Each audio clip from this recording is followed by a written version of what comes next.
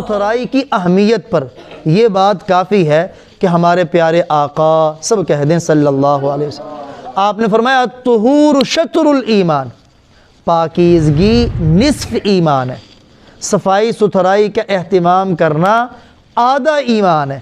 اور بلکہ آپ نے ایک موقع پہ فرمایا ان اللہ طیب، اللہ خود بھی پاک ہے، یحب الطیب، اور اللہ تعالیٰ پاکیزہ چیز کو ہی پسند فرماتے ہیں۔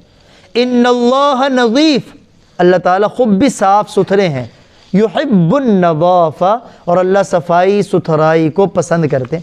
اب جو صفائی ستھرائی کرنے والا ہوگا نا، وہ طالب علم کلاس میں بیٹھے گا، سبق جلدی یاد ہو جائے گا۔ اور آپ آزما لیں، آپ نے وضو کیا ہو، وضو سے پہلے مسواک کی ہو، کپڑے آپ کے صاف ستھرے ہوں، ٹوپی پگڑی آپ کی صاف ستھری ہو، خوشبو آپ نے لگائی ہوئی ہو، وہ سبق جو پہلے آپ کو وقت لگتا ہے یاد کرنے کو، اس طریقے پر اگر آپ کریں گے تو وہ بڑی جلدی یاد ہو جائے گا، سبقی بڑی جلدی یاد ہو جائے گی۔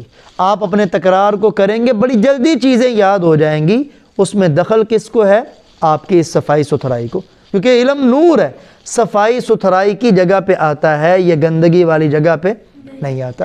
اس لیے صفائی ستھرائی کا ہمیں اہتمام کرنے کی ضرورت ہے۔